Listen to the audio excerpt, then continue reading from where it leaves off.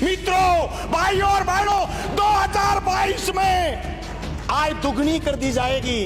किस बात की उखली मार रहे हो तुम? शर्म नहीं आती तुम्हें? तुम कैसे कह सकते हो 10,000, 20,000, 30,000 की फुलड़ी किसानों को दी थी, इसलिए यथांतरिक बुलाए गए। किसान पर कर्ज चढ़ा कैसे? किसान को कर्ज लेना पड़ा क्यों? आप कह रहे हो कि एमएसपी बढ़ गया। कहां बढ़ गया एमएसपी? इस देश में ऐसे कुछ ही सांसद हैं जो जनता का मुद्दा सदन में उठाते हैं।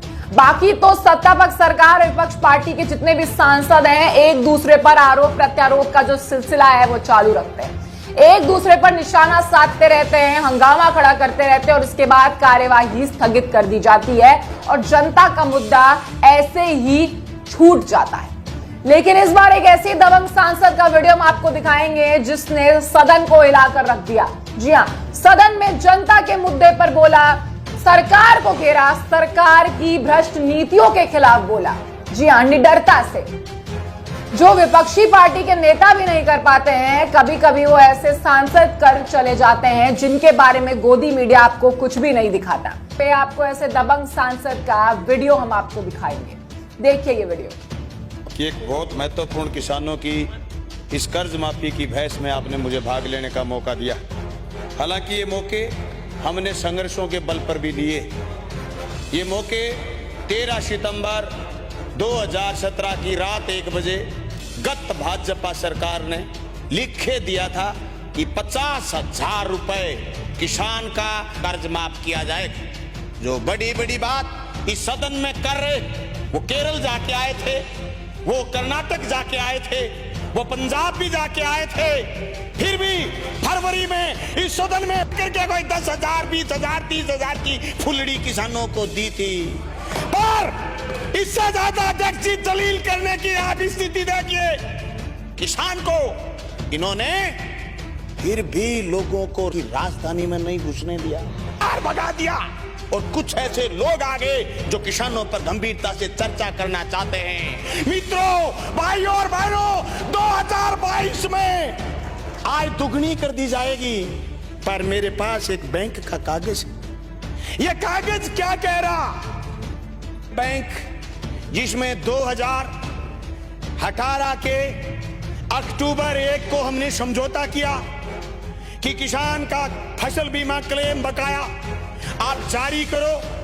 बीमा क्लेम जारी हुआ, हम विधायक भी बने। उस समय 2.5 करोड़ रुपए 1300 किसानों के खातों से ब्याज वापस हमने लिया।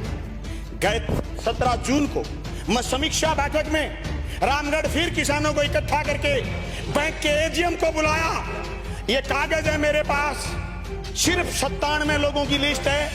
हर 15वें दिन 97 लोगों के ब्याज रिवर्स होंगे किसान के खाते में। सभापति जी, सिर्फ 600 किसानों के खातों में 76 लाख रुपए एसबीआई बैंक ने ब्याज के लूट लिए।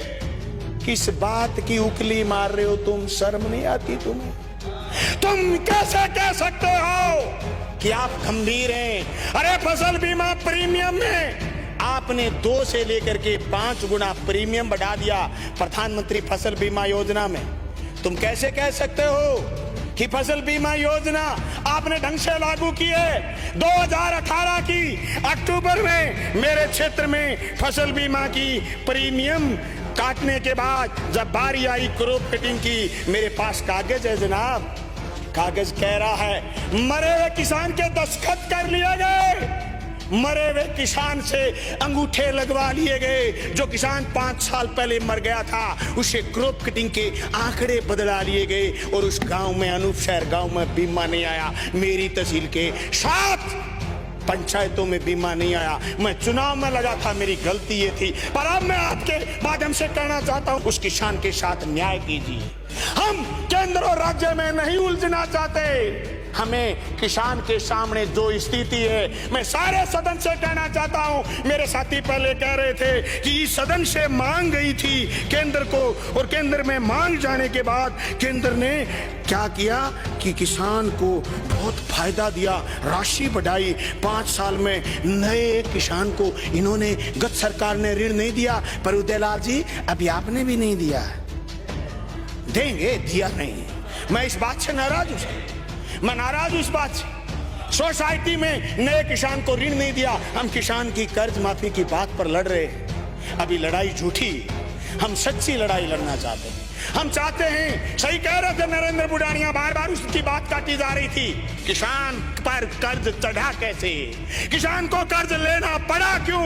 आप कह रहे हो कि एमएसपी बढ़ गया, कहां बढ़ गया एमएसपी? 25 क्विंटल से फालतू अगर कहीं जिन्स आपने खरीदी है तो लोगों ने धरने प्रदर्शन जुलूस किए, तब आपने 40% खरीदी है, उससे फालतू न आपने खरीदी न इन्होंने खरीदी। लोगों की जिन्स मंडी में गड़ के रह गई, सड़ गई, लोगों की उठ गई। कभी धरने पर राजेंद्र राठौड़ गए, कभी अमराराम गए, कभी बलवान पूनिया गया, कभी कोई गया। जिसका राज होता है वो चुप्पी मार जाता है, जिसका राज नहीं होता है वो चुटकी लेने जाता है। पर मैं विदा सर गया था, राठौड़ साहब वहां वार्ता में थे, मैं विषय से हटना नहीं चाहता, लेकिन हट इसलिए रहा हूं कि किसान पर कर्ज चढ़ता कैसे है। किसान बीमार होता है तो उस पर कर्ज चढ़ता है, उसका बेटा पढ़ता है तो उस पर कर्ज चढ़ता है, उसकी बेटी पढ़ती है तो उस पर कर्ज चढ़ता है। उसकी सारी तरफ से जो खिंचाई हो रही है। नोटबंदी को आप इनकार कर सकते हो कि नोटबंदी की चर्चा आप कर्जे में नहीं करेंगे?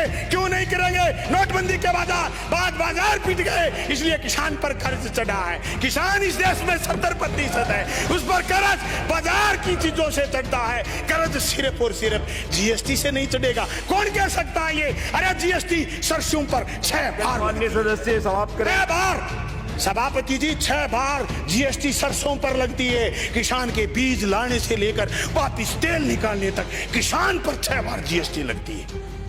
तुम जिस जीएसटी के नाम पर देश को गुमराह कर रहे थे, आज मेरी सदन से मांग जो मैंने कल एक बैनर के जरिए की थी, सबसे पहले आप किसान की भूमि नीलामी और कुर्की रोकिए, उसके बाद संपूर्ण कर्ज माफी कीजिए। 200 के 200 विधायक केंद्र की सरकार के पास जाइए। आप केंद्र के प्रधानमंत्री जी को ये कहना चाहते हैं कि उन्होंने घोषणा नहीं की, उन्होंने 2022 में ज्यादा से ज्यादा लोगों की आय दुगुनी करने की घोषणा की थी, तो फिर कर्ज माफी अलग नहीं बच जाती है। इसलिए मेरा निवेदन है सभापति जी कि राजस्थान का पूरा सदन अगर किसानों के लिए चिंतित है तो किसान की संपूर्ण कर्ज मुक्ति के लिए, फसलों के लाभकारी दाम के लिए पहले कदम इस सरकार उठाए कि जो जो आपने नीलामी के नोटिस दिए हैं, कुर्की के नोटिस दिए, वो नोटिस फौरन रोकिए, यही रोकिए। जैसे हनुमानगढ़ जिले में 22 तारीख को सूरजाराम की आत्महत्या के बाद हमने वहां के कलेक्टर से रुकवाए। भूमि नीलामी के, कुर्की के वारंट रोकिए और किसान की संपूर्ण कर्ज मुक्ति की लड़ाई को आगे बढ़ाइए। बहुत बहुत धन्यवाद। ये दबंग सांसद ने दिखा दिया कि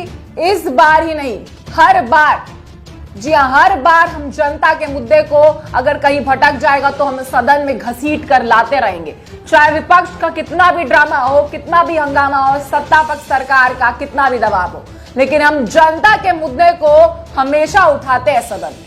वो अलग बात है कि सत्ता पक्ष सरकार सुनना नहीं चाहती है, गूंगी हो गई है, बहरी हो गई है, लेकिन फिर भी उनके कानों तक पहुंचाना है हमारा काम।